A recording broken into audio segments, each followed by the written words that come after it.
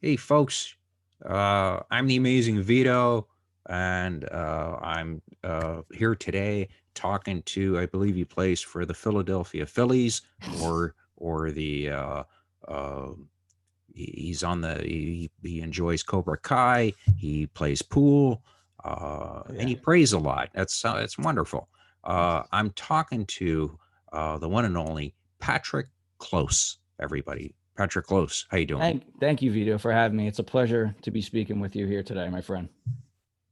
How so people that don't know, Patrick's got a really nice light. I know I look like uh the Ebola virus has hit me. I will get a better light. It's just I say that all the time. I know. I gotta look at me. I look like Oh, a you look good. You're doing good. yeah, You got yeah, the Batman behind you. You got yeah, your I got hockey jersey on. You're doing good. yeah, I know. I wish I played hockey, man. Like I really I, Have you ever played? Have you I did, recreational? but I was terrible. I was Yeah. terrible. Like I was like I played goalie. Love goalie. I played goalie. Yeah, but I was bad. Oh, You me know, too. like I just I can't touch my toes. Oh, yeah. You got So to be flexible. yeah, and that's what I remember the coach coming up going, "You're not very flexible." And that's not good. So uh enough about me and my my misfortunes in life. So Patrick is he's worked on the Howard Stern show. Can you talk a little bit about Oh, working on the yeah. Howard Stern? Oh, and Yeah. also he's also acted. Sorry, go on. It's all right. Well, before I get to that, I'm going to tell you a little bit about myself, how I got in the radio. Okay. So I got invited on a show. I won a prize in Philadelphia, and I showed them a special talent of mine, and they invited me back on the radio show. It was the Preston and Steve show in Philadelphia, and I had two guest appearances on that. And somebody had told me, you should do radio. You sounded really good on the radio, and I was terrible on that show. It was absolutely horrible, but I decided to go into radio, and I took the initiative and got into the business. And one of my first jobs was an internship at the Howard Stern show, and that was awesome. That was an experience of a lifetime. Just being an intern there, it was phenomenal. It took you. I felt like I was in a video game where you start off at the highest level, like in Castlevania. They give you all the whips, the chains. They show you how it is. They show you the high life, and then you get knocked down right Right. after that. But the Right. internship was great. Um, it was there in 2009 is when I became an intern there. And for any fan of the show, that's when Medicated Pete was an intern there, and a couple other guys. He actually went on to become part of the show, Medicated Pete. But he was one of the first people that I've met there. I'm still friends with him. I still talk to him. I'll drop a line to the guys every once in a while, but it's nothing like, oh my God, you were a part of the show. Did you talk to Howard all the time? I had two interactions with Howard, and they were both phenomenal. But besides that, I've learned a lot in the radio business because it's all business there, and it's very cutthroat, and it taught me a lot about the entertainment world just by being there. And my whole perception of Howard has changed after that internship. It was just an amazing experience. So how did you I cough a lot because I'm old. I what did you do to like you said you'd had a talent. That as soon as you said that, I'm stuck on the talent thing. What did Yeah, you do on the talent thing? um, Is it dirty? it's kind of disgusting. It's not like vulgar or anything. Well, it's kind of vulgar, but I'll tell you what it was. It was armpit farts. That's what it Aren't was. like the whole Yeah, that's what it was. I and you told them I could do that, and I was on the Preston and Steve show, and the producer of the show, Casey Boy, was like obsessed with farts. Like they always have segments about farts, so they decided to bring me on, and I would display my talent. Like I said, I was so nervous. This was my first interaction with radio ever, so first time I was ever on air. You got 300,000 people listening to you. You don't know what is what. You don't know to keep away from the microphone. You don't know how you sound. You don't know how to act. You're talking to these guys. And it was kind of nerve wracking. So I kind of blew my opportunity on that show. I think it was could have been better interview, but yeah, it was well, it we was all our do that. I mean, we all yeah. do that. But like, were you nervous and you just couldn't get the? get going? I was more nervous about how to present myself. Like after the fact that I went to school, learned how to talk, what to say, what not to say, and how to say it. I go back and listen to that, and I was just like, man, that was a bad interview, you know. So I don't blame them. I blame more myself because at one point during the show, they had invited me to open up the barbecue, which is a huge concert event that they have, and they wanted me to go on stage and start doing armpit farts, but I messed that opportunity up. Yeah, well, was it because of nerves? I think so. Ultimately, it was nerves, and I just kept saying the wrong thing at the wrong time, and I came off kind of, I don't know how I came off, but I came off the wrong way, and I really wish I could get that opportunity back, but Oh, dude, I've been there. That's my life right there. You just yeah. summed up my life. I mean, Especially in the entertainment world. I've said some of the stupidest things at at the worst possible time where I complimented a woman. Yeah, and I just said I go, her husband was there and he was a big wig. I won't say for who, but uh, anyways, so when you lucky to expecting, and yeah, man, she wasn't pregnant, and I remember going, I can't believe that can't like it was here coming, and I said it because I she had like a baby bump, but Right. it was just that she was just she didn't exercise. So uh I know anyways, that feeling. we've all Patrick, that happens to everybody, man, and it sucks. I had another one too. This one was pretty embarrassing too. I worked for NBC Sports in Orlando. This was later on in my career. I was doing a media event, NBC Sports Bar and Grill, opened up at Universal Orlando. Everybody was there. Bob Costas, Jeremy Roenick, you name it. Keith Jones, Flyers, ex-hockey players, analysis. And my one of my bosses that I went with saw Liam McHugh, who is an analysis for the NHL Network, and he kind of looks like Jeremy Roenick. All right, and he's like, "Look, there's Jeremy Roenick." I'm like, that's not Jeremy Roenick, man. That's Liam McHugh." So I go up to Liam, and I just had this idea in my head of telling him a story about my friend who was a mover who moved Jeremy Roenick into his house. And my boss was next to me. And my whole intention of the story was to say that he wasn't Liam McHugh by saying that he was Jeremy Roenick to get him to say, I'm not Jeremy Roenick. And I was like, see, I told you. But when that point came around, my boss had left my side. So I just sounded like a complete idiot to Liam Yeah. McHugh. And he probably looked at me. I remember looking at me going, and I'm looking, and I didn't know how to explain the situations, and I just felt so embarrassed for the rest of the evening. Yeah. That yeah, I know. We've all done that, and it's just I've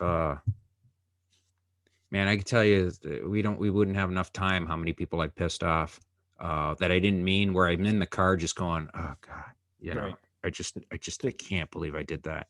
That Uh just happened.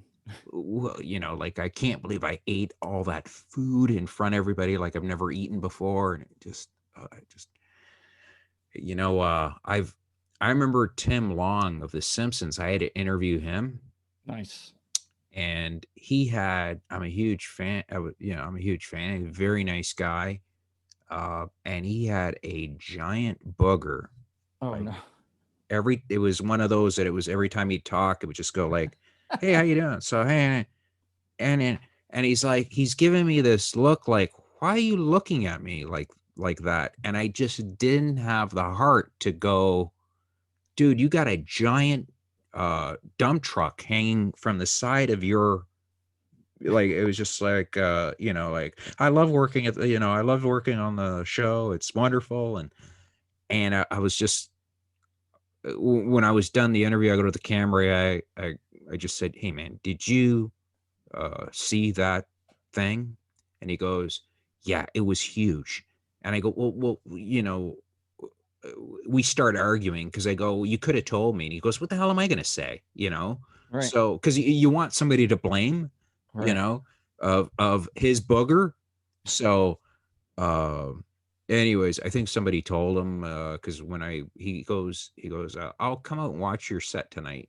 And he didn't have it anymore, and I was like, oh, "Okay, great." because when somebody has something like that on their schnoz, all you do is this the whole time. Oh yeah, there could be a building on fire in the background. You're staring at his nose. Yeah. So, anyways, yeah, it was one of those moments. But yeah, ex hockey player. I remember. You don't remember Bill Darlego? Sounds Uh, yeah, sounds familiar. yeah, he used to play for the Leafs. But when we were kids, we used to go, "Let go of my ego, Bill Darlego." And I was doing that like in the bathroom, and he was beside me going to the bathroom, and I'm just let go of my Lego, build our Lego. He thought I was making fun of him, but I was just remembering when I was a kid what we would do whenever build our Lego, and there was build our Lego right over. I look over, and he looks over at me, and it was one of those looks like you're a child, like you're Yeah. you're you're a man child. And I just thought, yeah, probably explains why you're in a Mercedes and I'm in a Nissan Maxima. So, um, anyways, so when and I've worked with where remember Pete Gas and Yeah. I don't like calling him uh Gary, Gary the mentally challenged guy. Right. I was working in Rochester, and a comic, uh like if you come up to me and you're a comic, you say, "May I do some time tonight?" Now, if I know you, I would be okay, great, no problem. It's a Saturday night. If I know you, I'd be like, Right. okay, Patrick, cool. How much time you gonna do? And 10, 15. If we're good friends, I'm like, do as much time as you want. I don't care. Right. So, but Pete Gas was there, and Gary, I'm not going to say it because I have a cousin who's mentally challenged severely, so I Mm. hate saying that word. Right. Right. So, so Gary, the mentally challenged guy, thought I made fun of him somehow, and he was very angry with me, and I felt horrible, and I was trying to explain to him that I didn't make fun of you, right? And Pete Gas finally told him, "Hey man, he didn't make fun of you. Relax, just calm down." Because it's a bad feeling when you feel like a mentally challenged person thinks that you've made fun of them. Right. You feel I felt like I felt horrible, but he took the joke that I made. He thought I meant it towards him and his disability, but it wasn't. It was nothing to do with his disability. So Pete Gas went up there and he pissed off the other comedian because he went on for a half hour.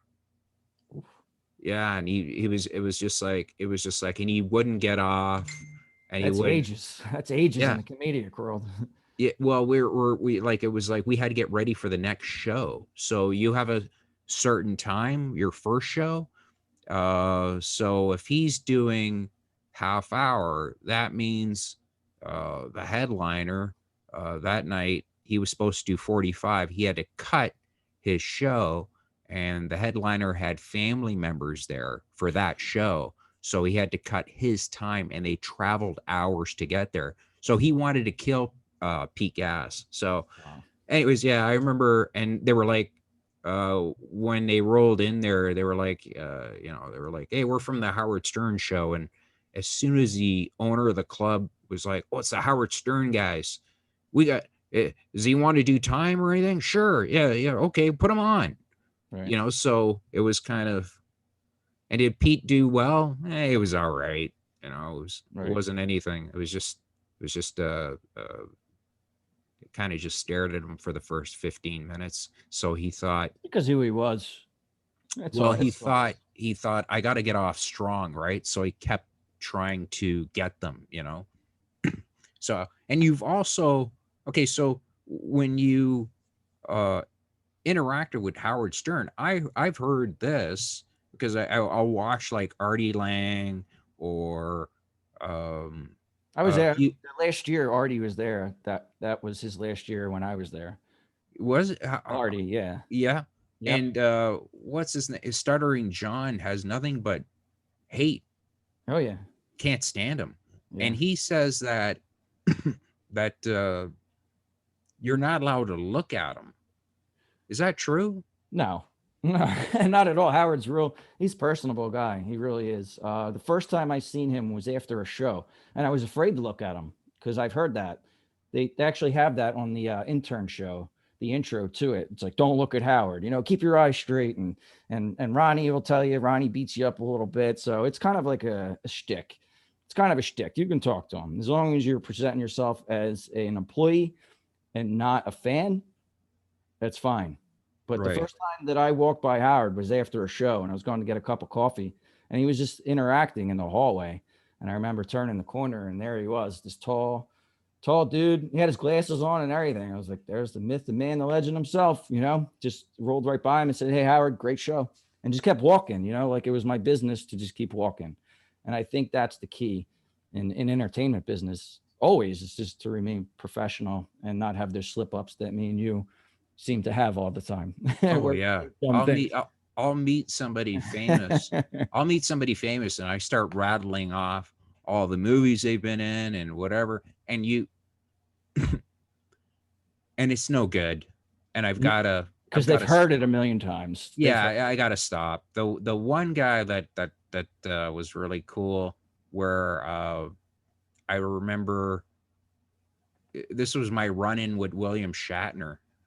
I was at a convention and I was interviewing a few people, and I wanted to interview him, but I knew I wasn't going to. So I was really angry about that. And I went through a crowd, and my buddy was behind me, and I said, I need a coffee, right? I need a $15 coffee at the Comic Con, right? So the person that was making my coffee, I have to have it a certain way. I wanted a latte, right? Because I thought, hey, let's splurge. Let's have a $15 latte that tastes like crap. So I wanted to make sure that it was like you need to put 3 milk. I want no cream. You got to put like 2 sugars. Stir I it want clockwise. I want cinnamon. Like I'm telling him, like, like I'm studying. I'm blowing $15, folks. Mhm. Okay. Like I'm like, I want it this way. And my buddy kept doing this, going, Vito, Vito, Vito. And I'm like, Tony. I'm like, I'm not gonna say it, but I was like, F off, F off. Like just, you know, Tony. And he goes, all I hear is, yes, Tony, F off. And I was like, that's a weird voice. And I go, all right. And I get my coffee and I turn to my buddy Tony and he goes, you idiot. William Shatner was right behind you. He's the guy that said, that said, yes, Tony, F off, leave him alone. So Oh, man. Shatner was standing right behind me. He wanted a coffee, but me being an idiot was taking forever because I was saying I want this, I want. All I right, want listen, this. those cookies don't look too good. Let me see the cookies. Let me see those cookies. How much? How much are the cookies? $9. $9.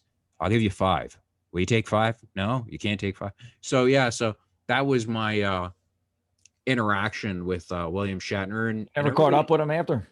You didn't see Uh, him after. Oh, other than no, I didn't because it was a huge lineup to get to him, and you had to go through his publicist first, and for me to get to the publicist, I was like, I could interview other people, even though I want Shatner. Uh, it's really weird. The people that I've interviewed, they always seem to be, if they're like, it's like some, you hear that story, never meet your idols. yeah. Oh yeah. So some of them I've met, and you're going, man, you are horrible. Like you're just not a nice person. Yeah. And then I got to meet, just did a little interview with him, with the guy from the guy who played Spawn, the original actor. Big dude, man. He was a monster.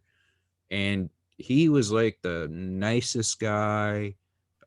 just, I was like, okay, we'll wrap this up. And he's like, you Right. sure? Like, you don't want to ask anything else? And he was just like, just being so polite. And then Yeah. I interview a few, I remember interviewing this one woman. I'm not going to say her name, but the interview was so bad that I just told the camera guy that was with me, I just said, let's just delete it.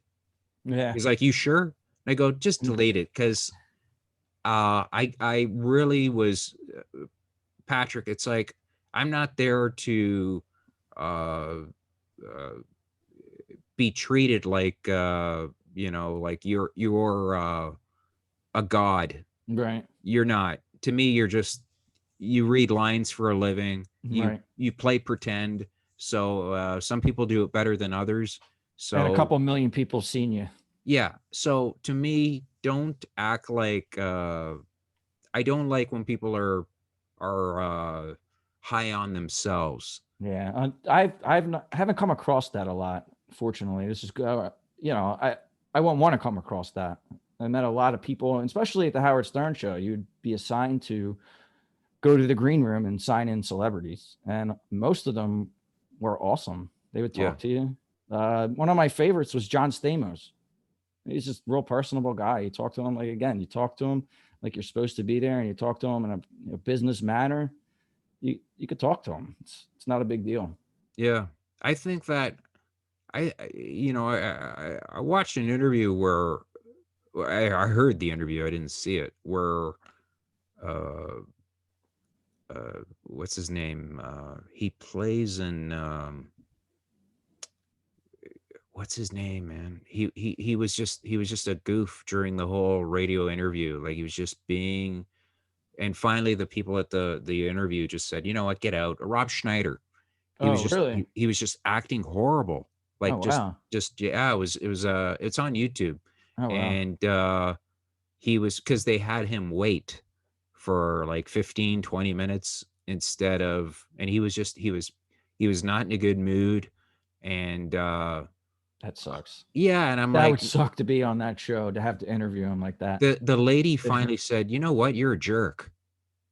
Just Yeah. said, "You are a jerk." Yeah. And then they said, "This interview's done. Like, we're done. I don't need to talk to you." And I'm thinking, why do people got to be like that, man? Right. Just be, if I go, gotta wait 15 minutes, Yeah. it happens. And then, you know what? If I didn't like the way the interview goes, I'm not coming to do your show next time. It's that simple. That's it. I just sit there and go, you know what, Patrick, it was just not into it. Okay. Right. Yep. And that's how you handle it. But he was uh yeah, he was very I don't know, it was weird, man. It was weird. Look it up. Yeah. And I'll have to look that one if you up. see it, you just go, yeah, he wasn't really being that nice. But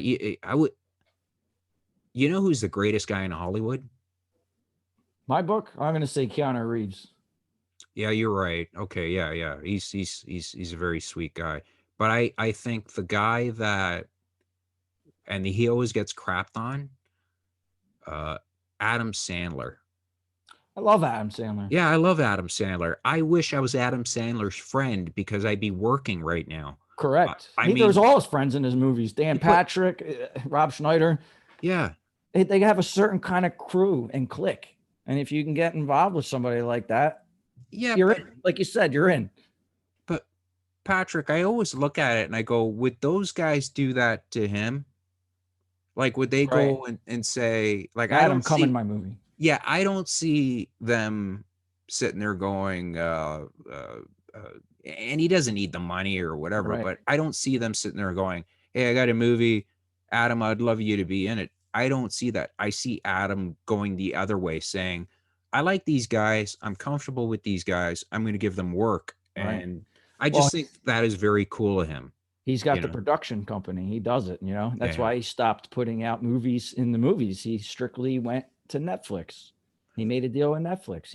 I think he put one movie out in the movie theater recently, and that was Uncut Gems.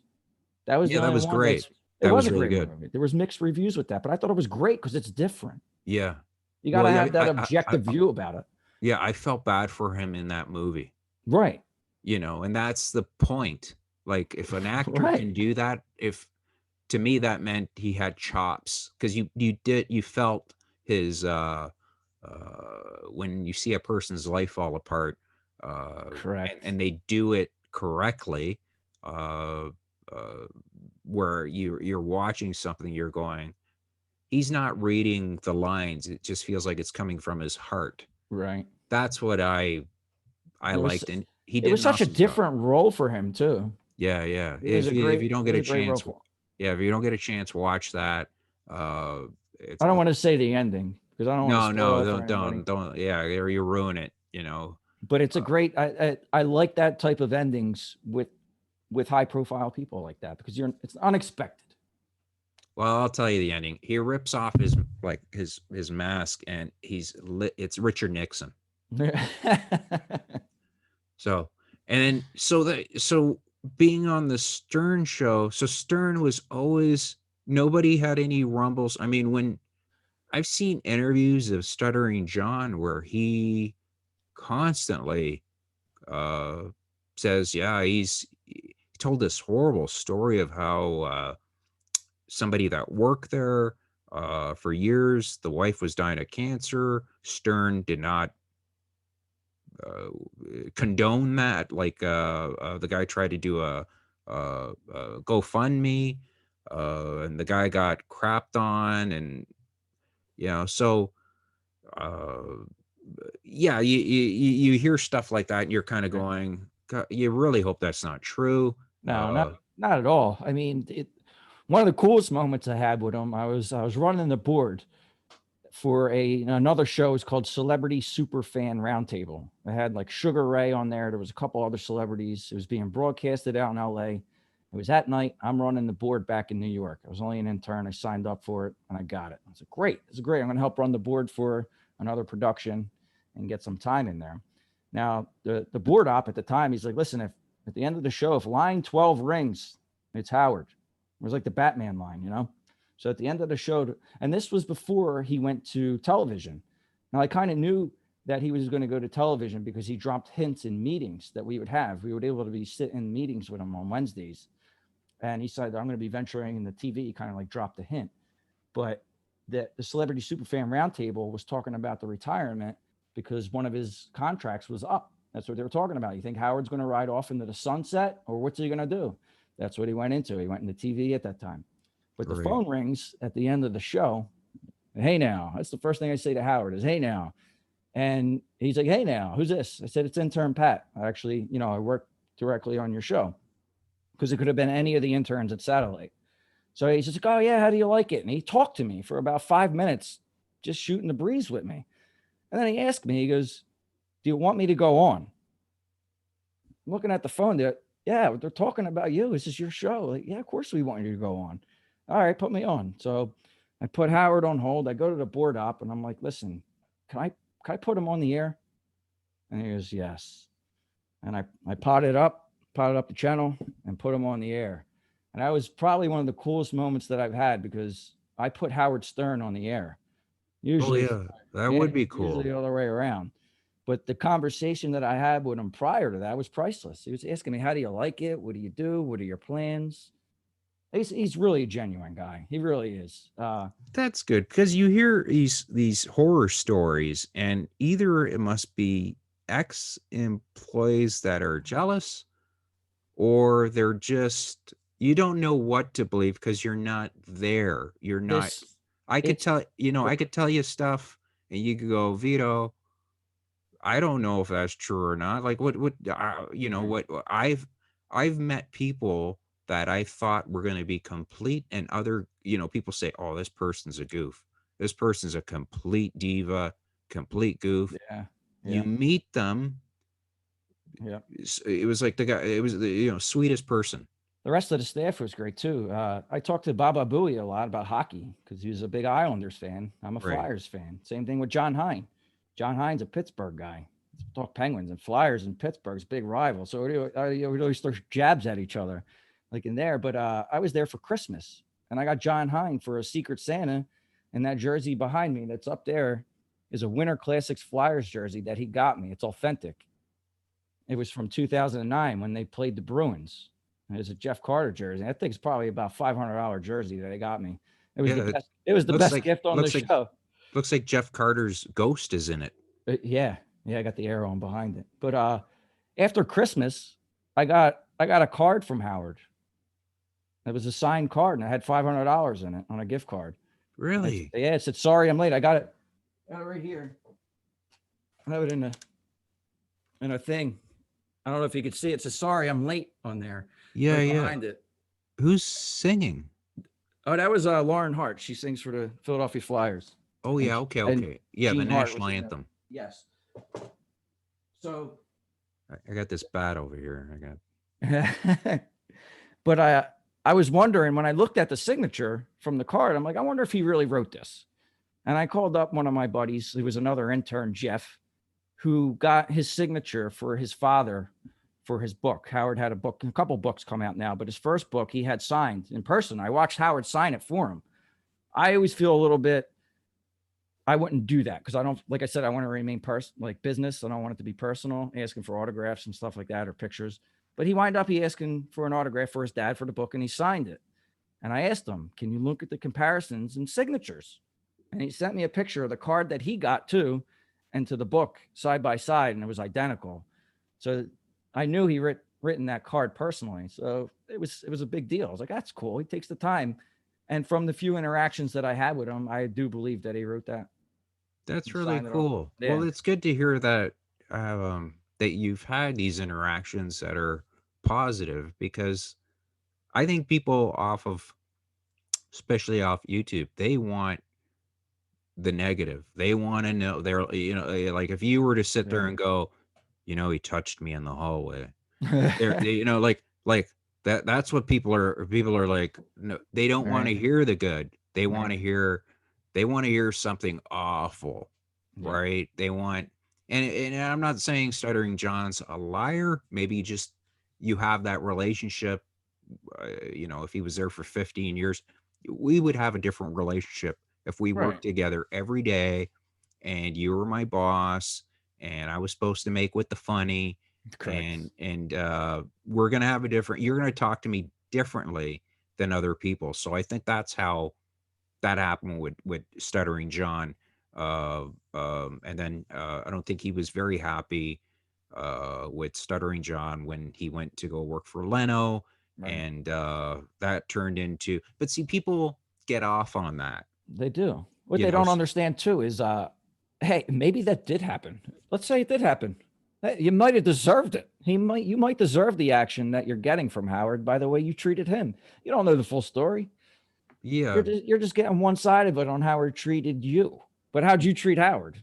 Did you ask him for a million things? Did you do this? Because I know being a part of that show, it was crazy. Some of the things that the staff would ask for, and even interns would ask for. It was like, dude, are you out of your mind?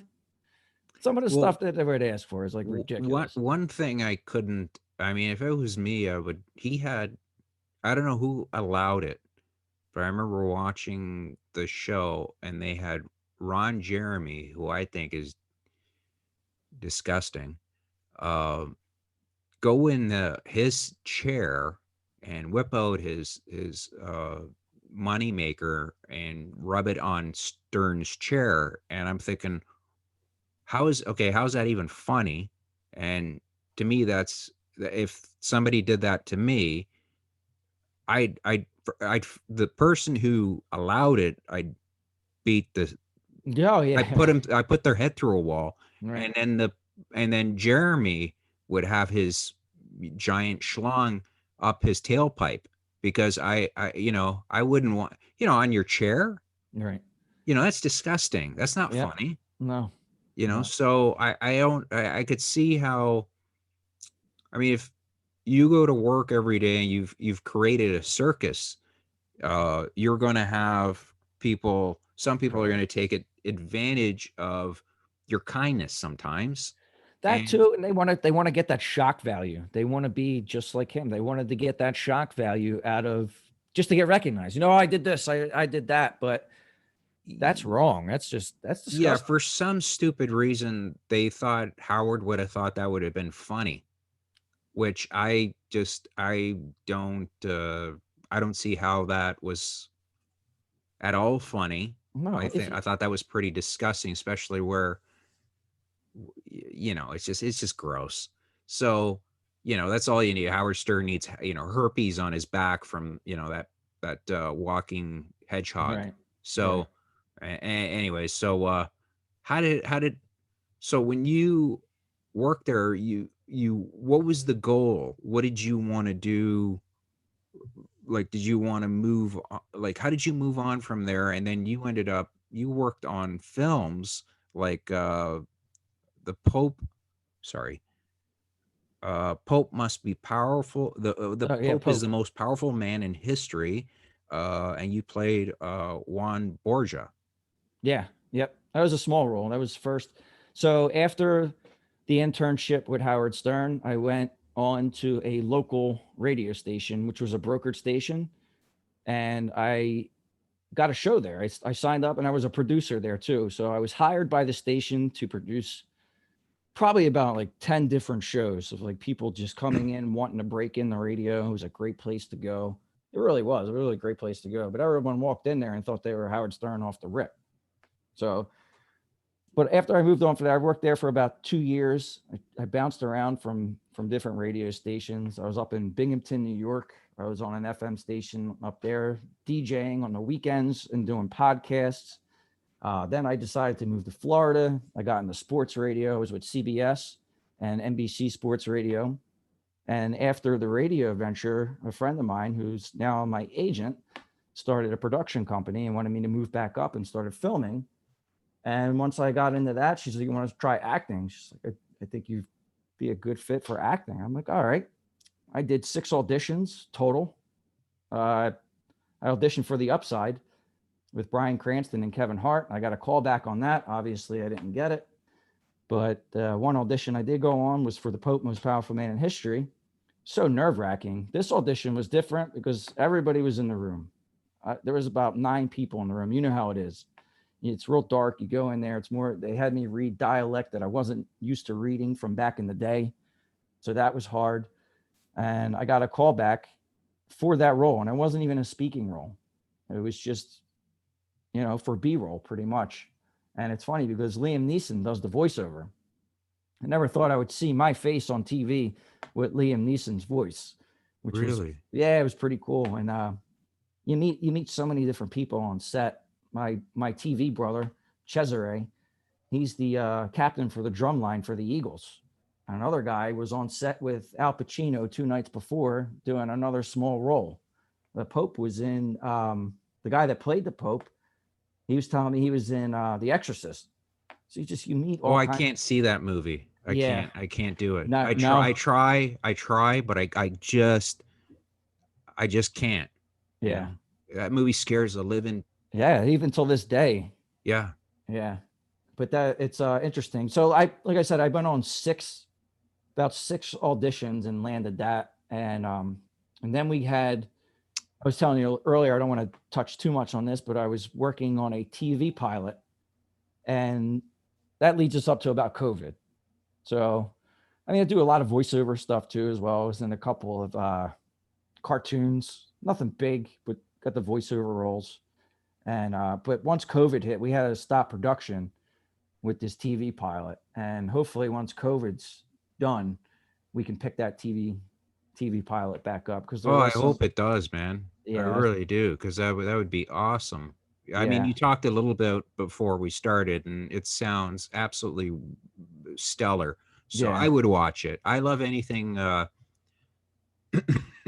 love. Sorry, I love a good story. yeah. It's I, and informational. and don't you think that was supposed to be the topic of today? I wanted to talk about anything else, Patrick, that you've done besides that. I mean, um no, I've ran through pretty much a lot. Like I said, I've done a lot of radio. I had a lot of different interviews. I met so many celebrities. Like the interactions that we've had. I had a chance to interview Mark Wahlberg when he opened up the Orlando Wahlburgers. Same thing with his brother. They were great people. Just so nice, the interactions you get to have with them. But as far as the entertainment business is changing, Oh man, it's crazy now. Even like I said, I've been on 6 auditions in my entire career, and aspect that it's changing now. If you join any casting network, they keep track of your auditions. So now you're getting rated. So if you go on 60 auditions and you're only landing one, they look at that as a rating. So you don't want to have a high number of auditions. Now they're trying to eliminate people going auditions that don't belong there, because now it's going to have an effect on your rating. So if you see a role that you don't think that you're that strong at, and you really don't like, maybe I shouldn't go on this audition. Don't do it, because it's going to hurt your rating. They keep track of everything now. So like I said, if I went on 60 Say auditions, that again. Turn up. Can you turn up your volume a little bit? You dropped there for a sec. oh, I'm sorry. So like they'll keep track of your ratings. What do you mean by keep track of your ratings? If I go on an audition and I'm on a casting network, they know that I went on that audition. So now they mark it off as an audition and they want to see if I got it. They want to know how many auditions you landed Oh compared to how God. many you didn't. So now it becomes even harder. So if you're looking at a guy that's going for an audition and you look up his record and he's got 300 auditions in this year and he's only landed two, that's not good. Oh, that's not fair though. I know. I That's know. so not fair That's how because they're trying to eliminate people from auditioning from roles that they're really don't feel that they should be there.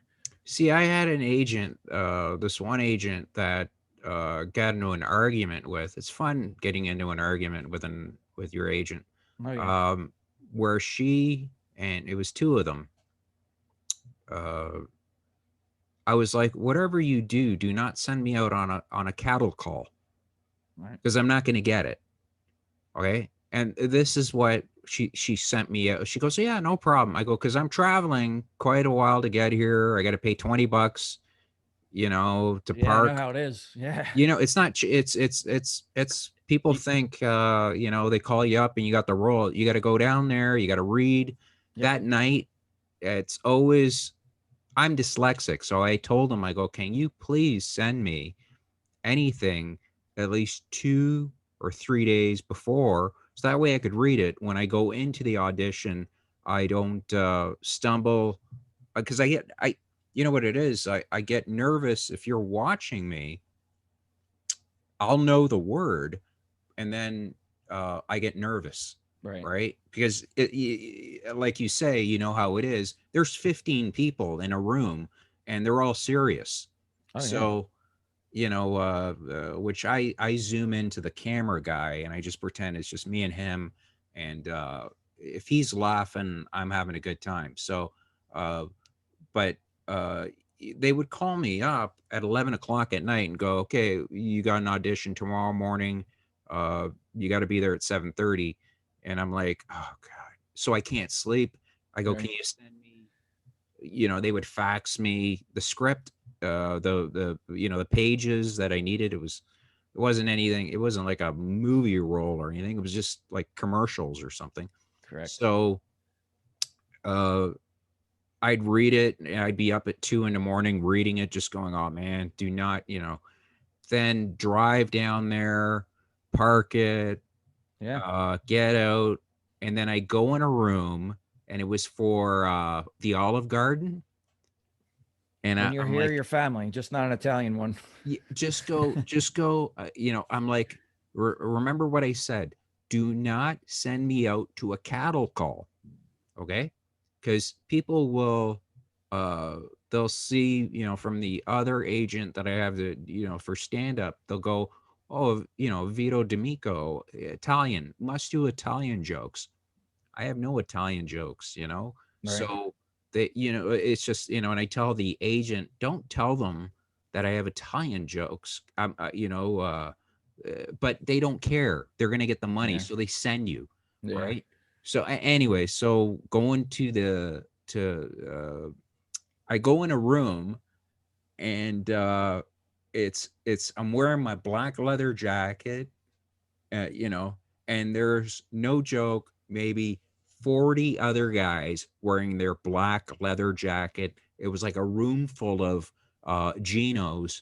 Uh, and I was like, there's no chance of me getting this role. Like there's no chance. I mean, it's not. You send me out for a cattle call, and then I would get into an argument with the agent, just saying, "I told you, don't send me out to a cattle Yeah. call. There's other guys that are going to get it. I'm and not." and and that's what it's trying to eliminate too. It's on the agent itself, because I've been in that end. I worked for an agency and a production company, so I know how hard it is being on both sides of that. As an agent, you want to pick out the right people to send. Now it all comes together because it has to be hard for the agent to pick out the right person, and that's what they want. They want the serious inquiries, and that's what it's trying to eliminate. But do It's you think, like, just sorry, go on, like Patrick. it's just like most people just want to see, throw something at the wall, see if it sticks. People in that business, in the entertainment, they don't have time to look at something if it's going to stick or not. They want the serious inquiries, and I think that's why they're leaning more towards keeping track of how many auditions you go on compared to how many you're landing. I see a guy that goes on 10 auditions and landed 5. All right, I'm going to be pretty interested in this guy. It seems like he knows what he's doing. Right. Well, that So was it's very beneficial for both ends, I think. Yeah, but I think if you're breaking into acting, and unless you have uh, money, where you can go to these auditions, and I Yeah. mean, because they call you, Oh you yeah. need to find a job that allows you to just leave. You just Yeah. say, "Oh, I just got a call. Um, Yep. Boss, do you mind if I leave to go to this audition?" And there's not a lot of jobs out there where the boss will sit there and go, "Oh, you want to go leave, and so who's going to do your job?" All right. So it's hard I was for I was lucky for that because I did work for the agency. I was there yeah, producing. It was a really great gig, man. And unfortunately we had to switch over. But I understand it's so hard because when we get these inquiries looking for actors, when you get a job that comes in for commercial or Disney or Nickelodeon, all these different angles, and you got to be there instantly. You got to drop everything. yeah, You got to drop everything. yeah, And that's not the only thing. You got to keep up with your headshot. You got to keep up all that. I have a different headshot for with a beard now.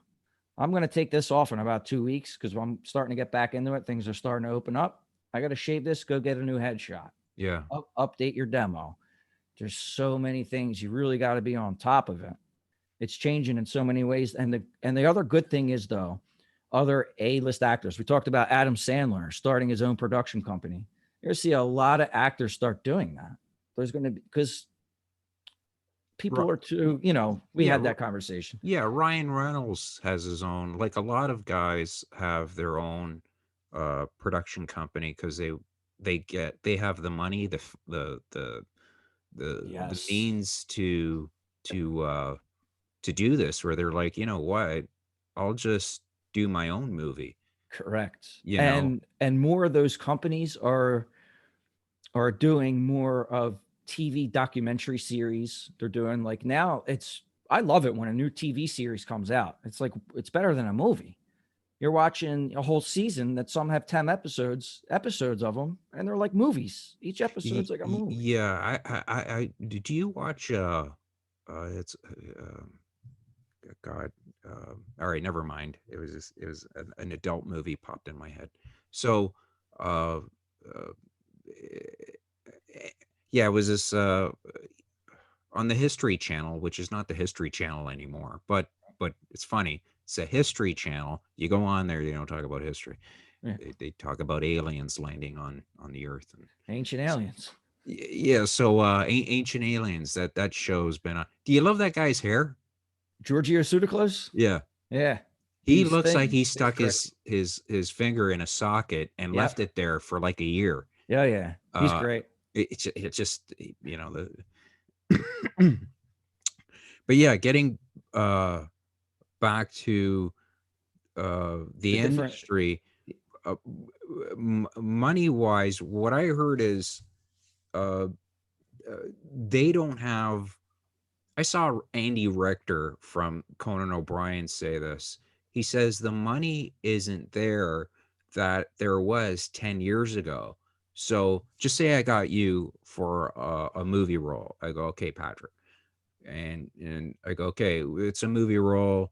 You're going to be in this movie. You're going to be one of, oh no, okay, for your show that would usually get you just say 50,000 an episode, right? Yep. Now, what Andy Richter was saying, and he says this is just the way the industry is because there's so many Outlets. There's so, outlets out there yeah.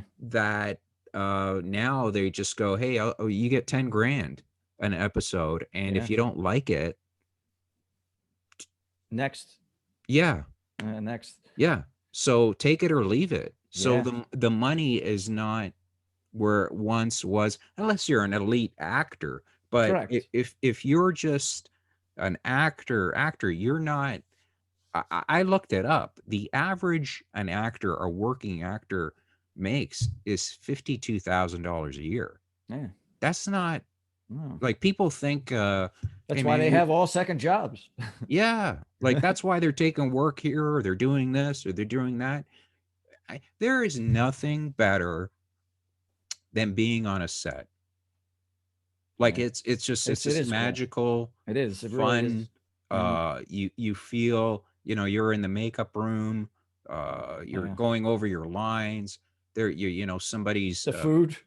yeah, there's The, somebody's bringing you food. yeah. You feel like a This is it. star. Yeah. So you could see how people are very protective of The club. their yeah. So it's just like because I was so naive where I would talk to, when I wanted to get into acting or anything, I would talk to somebody about it and I go, hey, so what's your agent's name? I would like to send them my, and they would just like Yeah. no, no, no, no, we don't, Uh, yeah. that's not going to happen, pal. I'm not giving you my agent. And I'm like, dude, we're totally totally different looking people. All right. Like, no, no, no, nothing. Yeah. So it hurts, but you understand why, because it's like, hey man, this is my uh, uh I don't want to share this. This is whatever. And they're very especially these days, I notice actors are very either extremely quiet, which are my favorite actors that don't talk about certain things. And Yeah. then there are some that are very vocal, Yes. which I just think, hey man, that's your career. You could do whatever you want. Right. Uh, but you could see that some of them get blacklisted, blackballed, whatever you want to call it, for an opinion. Right. And if we're going down that route, see, to me, entertainment was always about um, whatever your views are. Uh, I really didn't pay attention to that. I just focused in on you as, if you played the Godfather or whoever you were, I Right. would just, you were that I would sit there and go, Patrick is Hannibal Lecter. Yes. But I don't care about your political views. Oh, I'm watching it to get away from that. Exactly. That's the thing. And I tell this to people. The reason why, I always end up watching 1980 movies, because uh, uh, I don't want to know about how you feel about this or Yeah, that. anything really. Just Yeah, I'm there for the movie should be an escape. right. I don't Okay. have to look at you and have an attachment to it the moment I see you, because now that it seems to be that way. You see an Y- actor, you're thinking of an attachment or an opinion that they made, and you can't escape from reality because reality is now in it. Yeah. And I think that's just a bad route to go by. One of them, when I see shows getting attacked, I see that you got the Cobra Kai. Is that a cup? Yeah, yeah. I did see that. I saw the same article about how there Yeah. wasn't enough diversity in it. And I'm like, please just let it go. What? Just let it go. You Yeah. know, Yep. I mean, what I love about that show is uh, uh, they're true to the canon Yeah. of the show, and if you Yep. stick with the canon of anything, Right. you'll be okay. And I think that's where uh, I don't think you ever watched the show, but Doctor Who was a show that I really liked, and they've completely see they over the years that show's been on the air for so long that there is this canon that they follow, right? Uh, Right. and they followed that for 50 some odd years, and then all of a sudden, some new guy comes along and destroys it. And what he's essentially done is all the people that have followed and have been fans of that show just shut off. Just say, this isn't my It's show enough. anymore. Yeah. This is somebody else's. And that is where the guys at Cobra Kai go, no, no. Like, I love how you'll watch the show and you go, I've never seen that before. And what the guys from Cobra Kai do is there was so much footage shot that they went back, they asked if they could have that footage, got I see. permission to use it. Yep. So you're watching footage from 1984 that was never in the original Mm-hmm. movie, and you're watching it now. And sorry, I've said sorry to the microphone. They've incorporated that into the story. I love it. That's, to me, that is just I Uh, all of it, all angles of that show. How all right, so I've noticed so many like hidden Easter eggs in that Yeah, me show too. Me that too. it's crazy. I mean, how the characters look like each other from when they were younger. One grew up in Reseda, and how things flip flopped. You know, between Larusso now lives in the rich neighborhood, and Johnny is now living where Yeah, Larusso. I'm Johnny, Right, you know. and Oh, he's a great character. you're looking at him right here. I'm Johnny, but I didn't get a movie deal. So You flashbacks of getting kicked in the head. oh yeah, I got kicked in the head last night.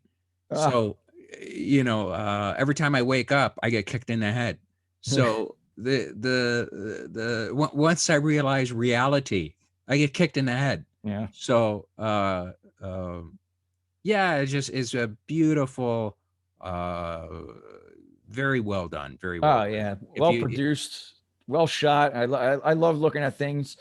You know, since I do video editing and I shoot videos, I love looking at it in that kind of way. Like, how would I have shot in that? And they do it all the time. They did a great job with that show. do All the way around. there's Easter eggs, and I remember I on Twitter, and he's really nice, Horowitz, um, and I noticed LaRusso when the younger kid, um, see in 1984, LaRusso was wearing a Chargers jersey, like Yeah, a right, and yeah. then the kid that is being taught karate, he's wearing a Miguel. Chargers.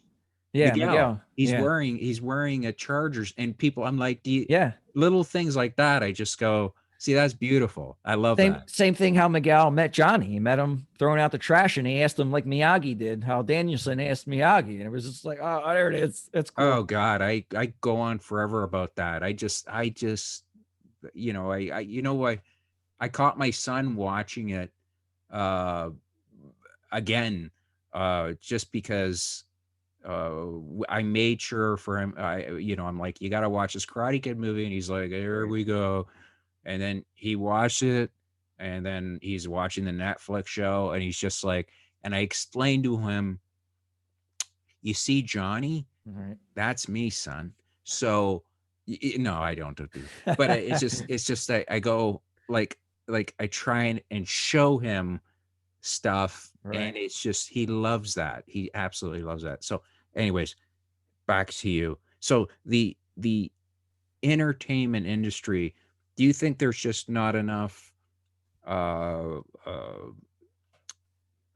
like money to go around because of the new outlets like Netflix, Yeah. there's so There's so many. There's so many that's coming up, but it's a good thing and a bad thing. The money is not there, but the roles are now out there, and there's going to be more roles for you, more roles for me, because if I'm shooting a TV documentary series, which there's a lot of now, you're going to want them normal people, and you're going to look for them hidden gems. So there will be a lot more roles, but like you said, the money won't be there. No, the money won't be there, but the Yeah, roles. yeah. I saw this guy, and he made a huge mistake. He went on Twitter and talked about how his show. I'm not going to say this show, uh, but he was only making 1,500 per episode, and he put that out on so everybody could see it. Yeah, And I'm like, buddy, why do idiots always get and of course he was let go, but why put out your dirty laundry? There's so many things out there. There's a reason why they're only giving you 1,500 per episode. It's probably correct. because nobody's ever heard of this show and it just started. Right, And I felt like I didn't I wanted to tweet back to him saying, "Hey man, no one's heard of this show, but I'm right. sure things if it becomes a hit, then that's when, things will go well for you. But for right now, do you actually think they're going to give you like people for some reason think, Because you tweeted it. yeah, yeah, and you get yourself like why put yourself I mean, if I was your agent, you did that, I'd be beyond annoyed. Yeah, Y- absolutely. Hey, the Yeah. guy that took your role thanks you. Yeah, there's 100 other people that wanted that role, maybe 1,000 that we could have gotten. You got Yeah, it, absolutely. because we saw something in you, and you go and act like a fool. So before I was talking to you, I was watching NFL players that have lost everything, where they sign $60 million, and I'm like, how in 5 years do you end up losing $60 million, pal? And and they showed what one guy, you know what he did? He wanted to be alone on a like a 747. So instead of just renting a private plane, he rented out every seat so he could be alone on this jumbo. And I'm like, Patrick, either I don't know, man. It's just like if I had 60 million, trust me, a year later, I'd have 60. No, I would have 58 million if you Right. talk to me a year later. Like I wouldn't be. I don't get how, And, because and here's the thing, and spent four. yeah, My money would make money. I would spend four, but still have 58. yeah, where you invested in something and hopefully it, but that's the thing I don't understand. So people will, uh, uh, for some reason, like if they get a television show, if they're on it for like 6 or 7 years, for some reason they keep thinking they're gonna always make that. But once that show's done and you don't have anything lined up, That's it. It's over. you got to stop buying these brand new Ferraris. It's Yeah. just it's time to get a Corvette. Yeah. Yeah. Right. I you know what I mean? Save So 100,000. I don't get how people just think that this is going to continue, and especially in acting, where you remember where you would see somebody for 4 or 5 years in a movie, and Nothing. then all of a sudden they just like Hollywood is very fickle. Oh yeah. Yep. So unless and people have to understand that That ride that you're going to be yeah, taking. there's a lot If you're of lucky enough to get on that ride, yeah, you and better and that save that money when you're at the top, because when you drop, it's over. yeah, so or hopefully you have something lined up, but it seems like a lot of them don't. Uh, where do you see entertainment going? Uh, I see the way that it's going now. It's just going to continue to spread out with different networks, and a lot of them are going to be redundant stuff, but it's still going to spread. like crazy. And I think there's still going to be that elite statue. Like you got your big giant corporations like Paramount Picture and MGM Studios. I mean, that's your goal. That's where you want to be. You know, I said to myself one day when I was younger, I wanted to hear myself on the radio. I've done that. I got myself on the radio. I've got myself on TV, and I always said that I wanted to see myself in a movie one day. I don't care what it was, but that's the goal, to be in a Paramount Pictures film. Obviously, I'll take anything else that comes along, but your goal is to make it to that level and try to stay there. But like you said, it's so fickle and so hard to get to that point. You better take whatever you can and just keep moving forward and save your money. Well, you seem smart enough where you don't put your eggs in one basket, where you're very I'm going to work on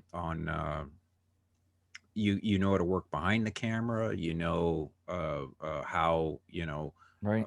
how certain things work, the acting aspect of it. So it's, and I see a lot of guys that are very uh that are successful in the business that know all angles of it, Yeah. and those are the ones that I always sit there and go, okay, they like John Favreau's. Yeah. He Yeah. could act in front of the camera. He could direct. Yeah. He knows how to set up a shot, Yeah. a Edward Burns, another guy. yes, he could do it all, and Mm-hmm. that what makes you very valuable, right? Yeah. One of the things I thought that was really cool was watching Favreau when he went into direct Elf, what he wanted, and he hit all the right buttons. Like when they said, "What do you want to do with this?" and he said, "I want this to be a classic. I don't want this Yeah. just to be some comedy and you forget about it 10 years later. I want this to be a Christmas classic." And that, if I was, if I was, the guy, where I go, yeah, I want him. Right. I want him because I want this to be a classic, and I want, the passion, and he has that, and It's hard to reach that level. That's a big goal to get to make it a classic, because then it becomes a cult following. yeah, And that's what that movie has. And there's certain movies yeah, that have that cult following, that have that certain group of people that just love that movie. I like that. It's great to have that. It's an ultimate goal to have that, really. It's like in a Happy Gilmore movie. Happy Gilmore. I meant to say Adam Sandler. Happy Gilmore. Shooter McGavin. Like that's a classic role to have. And I've known people that met him and talked to him, and he's very grateful that people still remember him in that role because that's right, classic. And you summed it up when you say classic. That's what it reminded me of, a classic movie like that. And Elf does it. Elf has that. yeah, yeah. Yeah. And then okay, yeah, I know. I start thinking, oh, all right. So, anything that you think Hollywood's doing wrong, that that uh, I don't want to get you in trouble, but what do you Yeah. think? What do you think Hollywood is doing? Uh, that you think is going a bad path, or you don't have to if you just say forget it. I just want to get to the, because I watch stuff, Patrick, and I just go, this is not um it's not for me. And they always say, if you don't Yeah. like it, change the channel. Right. So uh I just think that I will say this. I do think that Hollywood is catering to more of sensitivity. And I think you can't have sensitivity in entertainment. And especially, we were talking about this being a stand up comic. It's almost like the same thing as doing movies now. You're going to get, there's too much sensitivity. Everybody has something to say about it, and they're looking too much into it. They're putting their own opinion in situations that has nowhere to be, and they're taking it personal. That I don't like. So I don't think that Hollywood's doing anything wrong. I think it's the people viewing it and taking it the wrong way that's messing everything up. Hmm. Well, it used to be like this, stand up wise. Uh, if you did a show, and it was, there was 300 people there and they were having a great time. And then one person, this is, 20 years ago, or not even 10 years ago, they would go up to the front and be outraged at a joke you did. Mm-hmm. Again, it's a joke, right? Mm-hmm. So they're outraged about it. And the manager would just go, okay, sorry to hear that. There's the door. Right. Take care. That's how it was. But now they'll go, what's your name? Uh huh. All right. And then, when you're done the show, they'll come up. That's why I don't get along with a lot of club owners anymore. But they'll come up and go, that joke you did about that, and It is. Yep. yeah, you got to drop that. And it's like, what are you talking about? Who are you? And now it's a person half my age telling me this. Yeah. Yeah. Yep. I Like know, it's amazing. It's like, I was like, dude, you weren't even born when I was talking about that particular subject. So what the hell are you talking to me about the bit that has been killing for years, but yet one person complains and now you've annoyed me by coming to me instead of just yeah. worrying about why don't you go sell tickets, Yeah. Yep. you Yeah. know? But that's I see that is the same thing has trickled down to Hollywood where they've worried too much about Yeah. uh It's the people. It's the people ruin the movie because they got to complain about it and then put their objective view on it and can't let everybody else enjoy it for what it was. yeah. And I think that's just you're going down a horrible road. Yeah. Uh, that again, back to Cobra Kai, they just do their own thing. And when you see, I would go into a meeting, if they were to say, "Hey, we need this or we need that from you," I would just go, "Patrick, we have 70 million people that watch this show. What are you complaining about?" Hmm.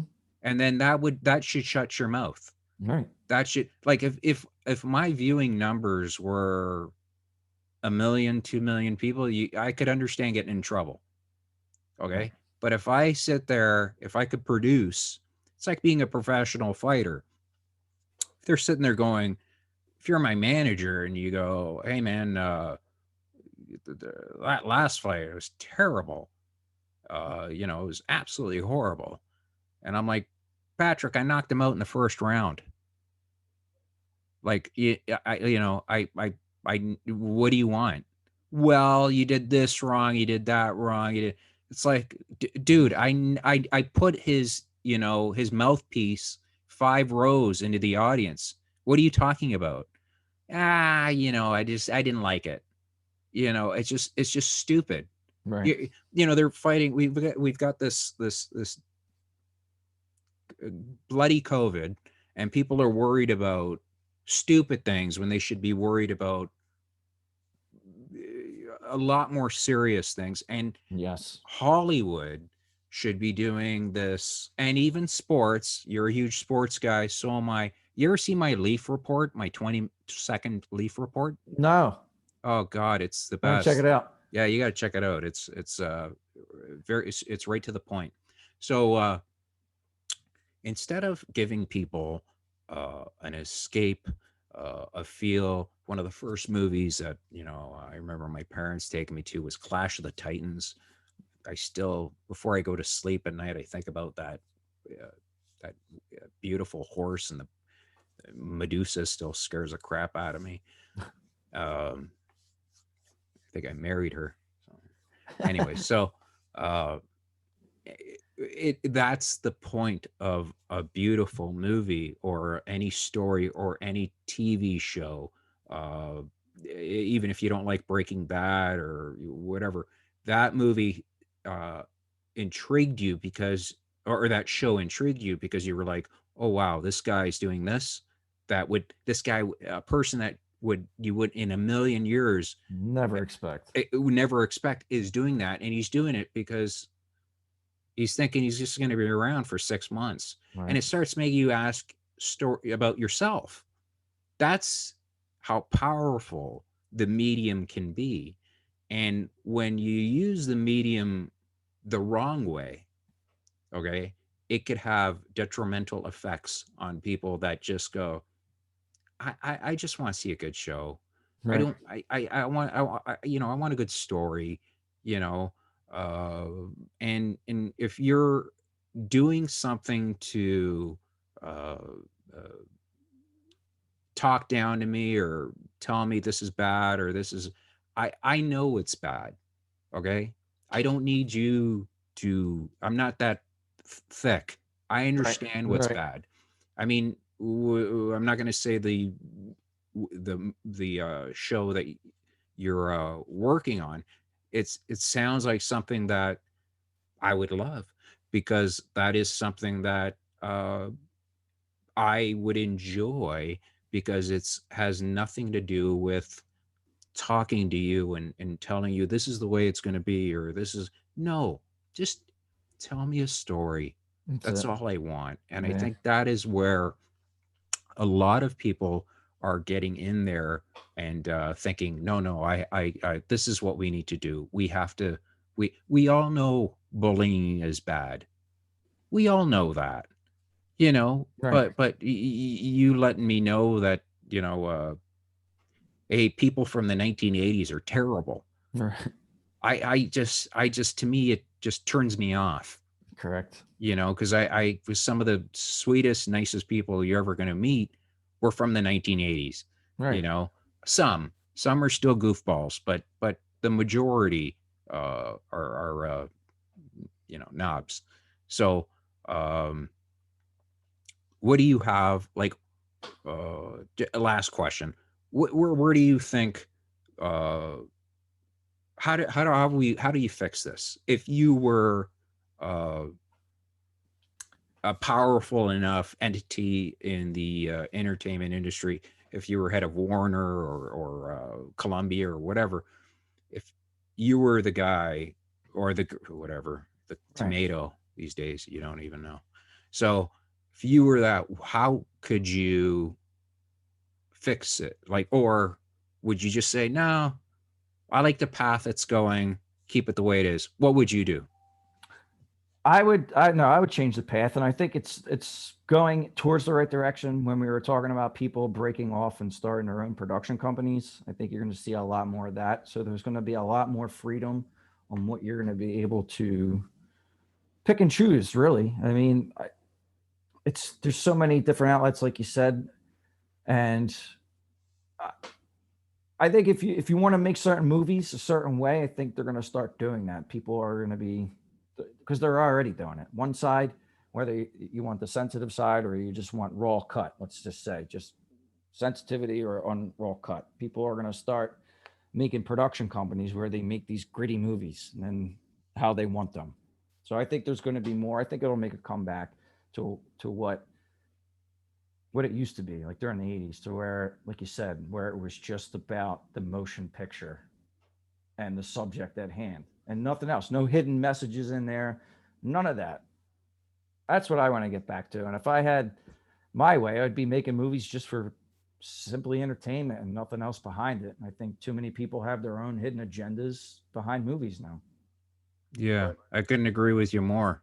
I think the way to go is just make a movie, make it the way you want. yeah, Don't make hidden agendas. yeah, Just make a good story, man. yeah, And people will flock to it because that's what people crave. People yeah. work 9 to 5 or whatever job you got. Uh, they just want to come home and just chill out and Forget about everything they just went through. forget about most people do not enjoy the job that they're doing, Right. and That's sad. that Yeah. sucks, but that's just the way it is. Yep. What annoys me is when I meet people that are like, I love my job, it's the greatest, and I just go, hey, you just don't talk to me right now. Good for you. Yeah, yeah, that's nice. But jealousy can bring you down, by the way, so don't Yeah, don't don't do go that. that path. So yeah, that's very true. Anyways, anything in clothing it's his name's Close. The last name's Close. Anything I was trying to be funny there, but my tongue, you Gotcha. know, anything in close ing that you want to uh, hit upon. Yeah, Anything, if you're gonna get into the entertainment industry, you know, keep it straight and narrow. Just hustle. Just keep to yourself. Try to make as many connections as you can, and know what you're getting into. Don't go into it blindsided, and you know, just give it 110% if you're going to do it. But no, it's hard, and you're not going to be handed anything. yeah. It's just you're not going to be handed anything. But know what you're getting into, because so many people ask me for advice, like, should I get into the radio business? And somebody told me, you know what they told me when I wanted to get into the radio business? That's what they told me too. Don't do it. I'm the opposite. I'll tell you, if you got a strong mind and you know what you're getting into, then do it. Then follow your dream. I don't like when people tell you don't follow your dreams. But you know what the problem was with the radio? The place that a few places I went to, they just said that the medium has. He goes to me. Um, he goes 20 years ago. There was like 25 people that worked in here, right? And he Mm-hmm. goes, right now there's 8. Yeah. He goes, that's just the way it is right now. It's just the industry is not, Yeah. there's so much competition. So I understood what he was saying about, because I said, I want to get into radio broadcasting because I think that would be fun. And he just, the guy was like, hey, you want the truth? It's not, uh, the jobs just aren't there like they used to be, and I just, to me, Uh, it's just, that was a downer because I was like, you know what I mean? yeah.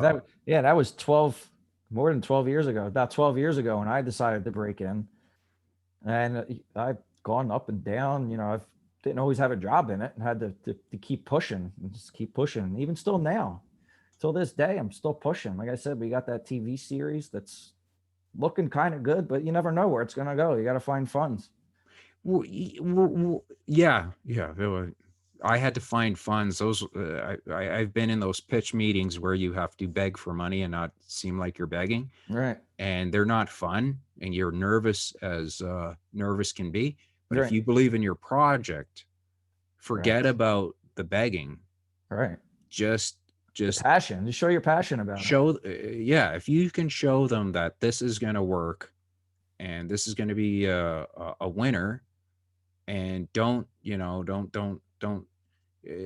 look like you're begging, but look like, if they see that you're sincere and they're not going to lose their money on you, Right. then you'll be okay. And that's the only advice I could give a person that at a pitch meeting, or if they need to ask for more funds to finish off a project, then there's ways to do it without. I've met people where they're cool as a cucumber, and then I've met people that are like me just before going in there, just drinking a gallon of water.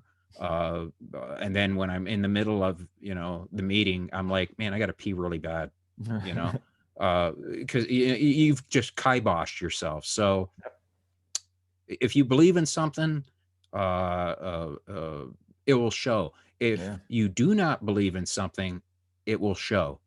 So that's what they're looking at. Yeah. So, Patrick, I very sure that what you've explained, the show. I'm not gonna say the show, but I think it will get put on air shortly, I hope and so. it'll be great. And I'll probably make a cameo in it when you see a pathetic, broken down. Uh, I know a lot of people think I'm a young man, but I'm not. But it will, because you're young, you're smart, and I really enjoyed the honesty in this. interview, because uh, you were not negative in the sense of uh, Howard Stern, where I've seen people go, Stern is this and Stern's that. You were like, hey man, he was cool with me. He was a Yeah. nice guy. You could have easily made up a story and said, "Oh God, you wouldn't believe what happened one day." Right. You didn't pull that. You didn't. You've spoken the truth, and that's what I enjoy when I talk to people, when they just tell you, "Hey man, this is what happened. This is the Right. way it is." That's it. And that's how it should be. And Absolutely. hopefully I'll get a better light. I'll get a better light. Oh, you look good. You're all right. No, it's terrible. This is terrible. I keep saying this stupid light. But Patrick, thank you so much. Thank you, Vito. I had fun here today. I really appreciate it. Do you mind coming on maybe a little while whenever Not at all. just tell me how things are going? We'll talk about sports, because I see that Philly. I should have worn my Leaf jersey. But uh, yeah, come on next time, and we'll talk Anytime. sports or whatever, Yeah. and it'll be a lot of fun. Okay. I had a lot of fun today. I appreciate it, Vito. Hey, no problem. Hey, man, you did me a favor. I always, anybody that comes on, you do me a favor. So again, I've been talking to Patrick Close. He's worked on many projects. He's been on Stern. He's done so many, and he's a young man. So he's an up and comer, and he's got a smart head. So without further ado, I'm the amazing Vito. Patrick, thank you so much, and Thank you. be good and enjoy the rest of your day. Okay. Take care, Vito. Thanks again, man. Hey, no problem. Thank you so much. You got it. Ciao. Ciao.